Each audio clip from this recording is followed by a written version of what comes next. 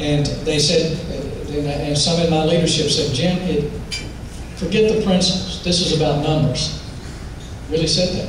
And that leaked out to the press, and the press kind of challenged me with this, and I said something. I keep my foot in my mouth a lot up there, but I said I'd rather have 30 Republicans who believe in the principles of freedom than 60 who don't believe in anything.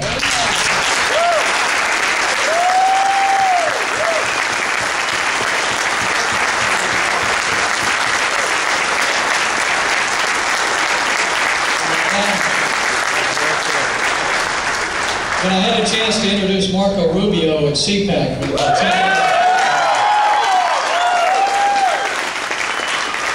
some folks had asked me, what did I mean? Is this some kind of purity test or something? I said, no, let me make it clear. I'd rather have 30 Marco Rubios than 60 Arlen Specters.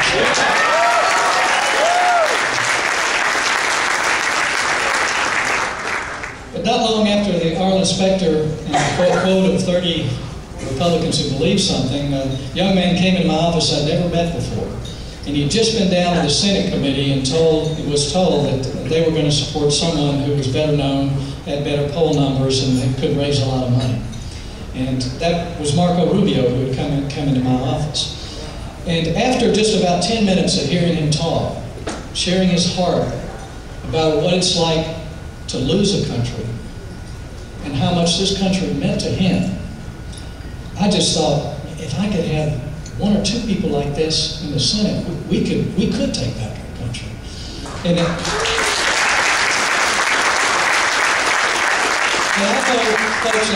I know some of you are supporting his opponent, and that's great, but the opportunity we have here in Florida now is pretty incredible to demonstrate to the Republican Party and to the country that a good, common sense, conservative Republican can win anywhere in the country.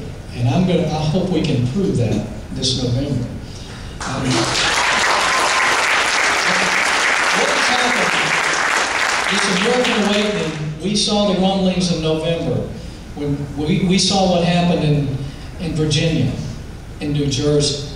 And they kept us there with this health care bill, and they were able to get their 60 votes in the Senate on Christmas Eve.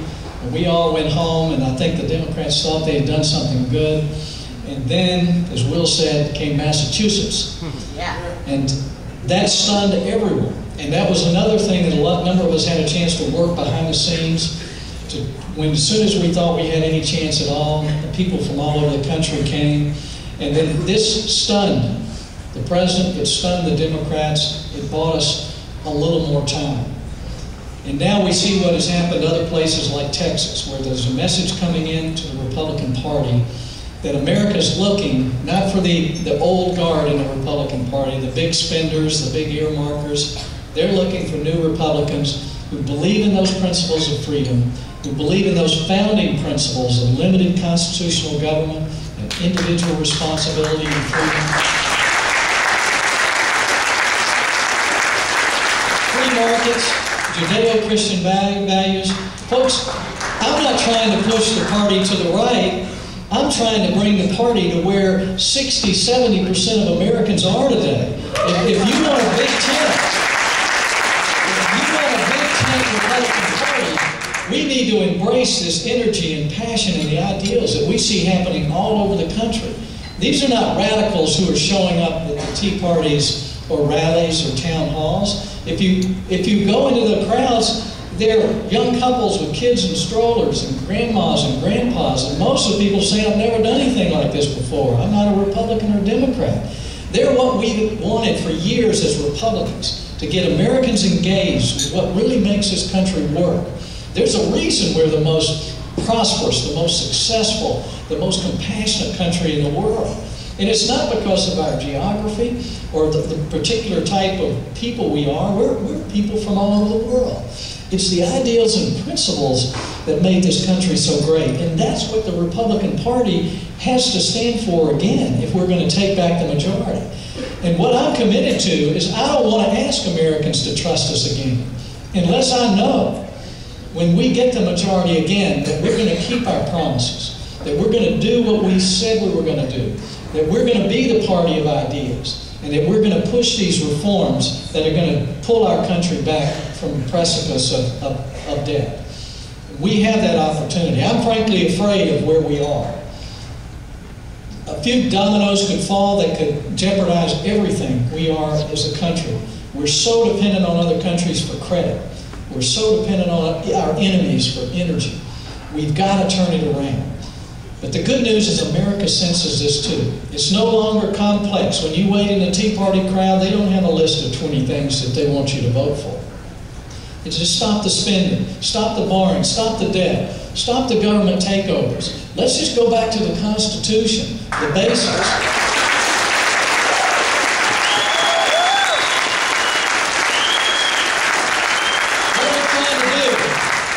There are a few things we can do. I'm trying to force some of my colleagues to put their name on some of the ideas that we have to present as a party if we're going to re-earn the trust of the American people.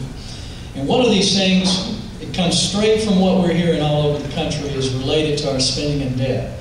There's a few of us a couple of weeks ago introduced a budget reform idea that has just two parts. One is a one-year moratorium on earmarks. The other is a balanced budget amendment. Now,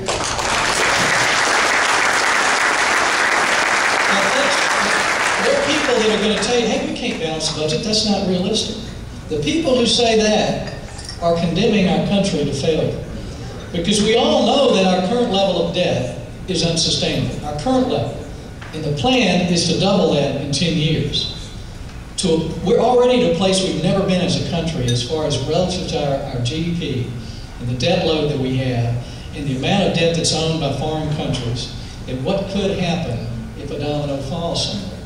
We've got to change that. If we can't get Republicans to sign, to co-sponsor just a simple one-year timeout on earmarks and a balanced budget amendment, folks, we've got a problem. And right now we have a problem. We've got 13 Republicans who've signed up for this right now. But we've got about the same number of Senate candidate Republicans who want to be senators who've already signed up for it. And some of them are running against incumbent Republicans. And that's a showdown we have to have. Because the time for pontification about how important it is to bring home the bacon is over. We cannot keep spending every week and putting that debt on our children. You saw what Jim Bunning did last week, and he was roundly criticized. He was criticized by people in our own party and some of our own leadership. But it was a very simple thing. Harry Reid just did what they try to do, is to force you to accept something by waiting to the last day before unemployment benefits ended and the reimbursement to doctors was going down. And he said, either we pass this unanimous consent or all these things lapse. And they're popular programs. No one wants to be in the political crosshairs of cutting those kind of benefits in the middle of a recession. But this was just a few weeks after the Democrats and Obama were crowing about their pay-go rule. They passed this pay-go that everything they put on the floor they were going to pay for. And since then, we had passed about 3 spending bills, and every time the first vote is to waive the pay-go rule. And Jim Bunning, if you don't know him, is a Hall of Fame pitcher, is about as mean as you can get. But he's good to have on your side sometimes. But he just said, this is crazy. I'm not going to give you unanimous consent. We could easily pay for this $10 billion and cut out some ridiculous tax credit or take it out of the stimulus. Let's just pay for it. And they said no. And they thought they could break him, embarrass him over the weekend. And he did get a lot of pressure. But he made an important point. And folks, I want you to hold me accountable and every Republican here. The time for talking is over. The time for acting and voting the right way and standing up for principle is right now. And this is our year.